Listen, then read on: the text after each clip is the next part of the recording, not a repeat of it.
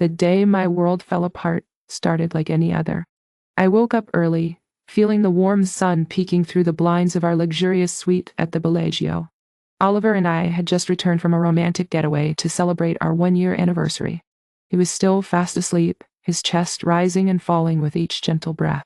I lay there for a moment, watching him, feeling grateful for the life we were building together. We met at a poker tournament at the MGM Grand. I was immediately drawn to his charming smile and charismatic personality. He was a high roller, and I was a cocktail waitress. It seemed like a fairy tale. He swept me off my feet, and I thought I would found my soulmate. As I got out of bed, I noticed a strand of hair on his collar. It was not mine. I froze, my heart skipping a beat. When did I start noticing things like that? I thought back to when he got sober and started attending meetings. He became more critical of my appearance, my weight. He'd make snide comments about my clothes, my hair. At first, I brushed it off as him trying to help me be my best self, but deep down, I knew it was more than that. I tried to shake off the feeling of unease as I got ready for the day.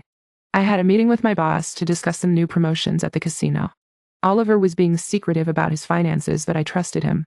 He told me he was working on some business deals, and I did not pry. I should have. As I was about to leave for my meeting, Oliver called out to me. "Hey, can you hand me my phone?"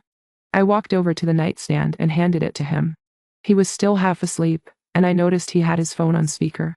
I did not think much of it. I headed to the meeting, trying to focus on the task at hand. But my mind kept wandering back to the strand of hair. Who was it from? And why did I get this creeping feeling that something was off? As I sat in the meeting, I could not concentrate. I kept thinking about Oliver and the hair. I excused myself and stepped outside for some fresh air. That's when I saw it. Text message on his phone. I shouldn't have looked, but I had to know. My heart sank as I read the messages. They were explicit, and they weren't from me. My world started spinning. I felt like I had been punched in the gut. I had to get out of there. I rushed back to our suite, my mind racing. I could not breathe. As I entered the suite, Oliver was still in the shower. I walked over to the nightstand and picked up his phone. The screen was still lit. I scrolled through the messages and my heart broke. It was my boss. The man I trusted, my boss. He was having an affair with her. For 5 years. The thought made me nauseous. I felt like I had been living in a lie. I thought about all the times I doubted myself, all the times I felt like I was not good enough for him. It was all a ruse. I stood there, frozen, as the water continued to run in the shower. I did not know what to do next. Part of me wanted to confront him, but another part of me wanted to run. I took a deep breath and walked over to the shower. "Oliver," I called out, my voice shaking. He turned off the water and stepped out of the shower. "What's wrong?"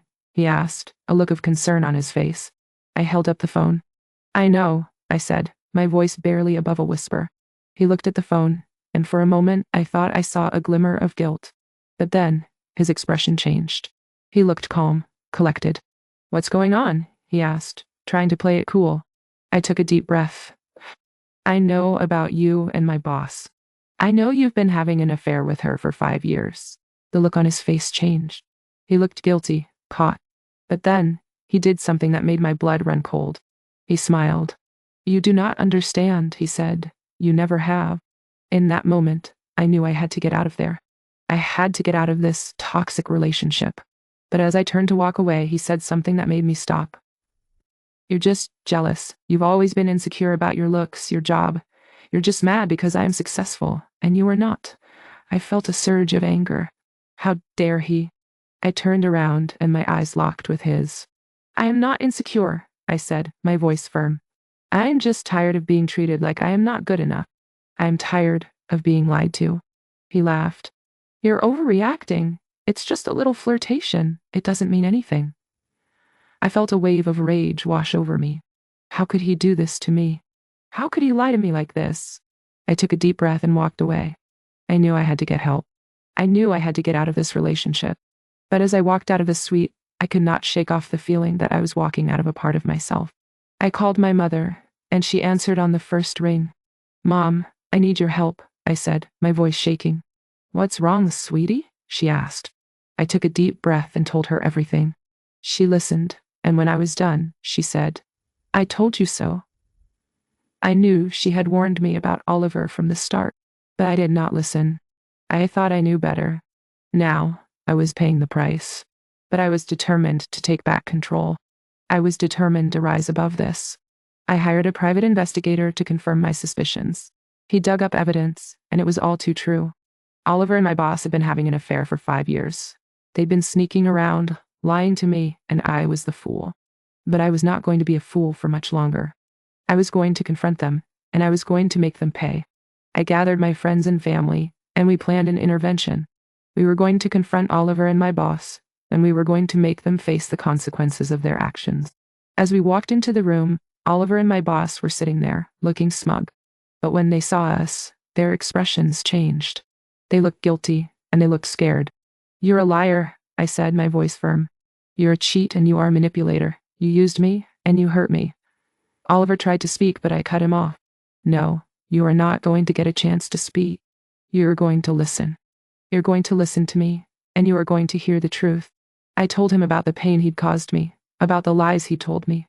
I told him about the fear I would lived in, the fear of not being good enough. And when I was done, I walked away. I walked away from him, from my boss, and from the toxic relationship that had almost destroyed me. It was not easy. There were times when I doubted myself, when I felt like I was not good enough. But I knew I was. I knew I deserved better. And I found better. I found strength, I found courage, and I found myself. I am not the same woman I was when I married Oliver. I am stronger, I am wiser, and I am more resilient. I know what I want, and I know what I deserve, and I'm not going to settle for anything less.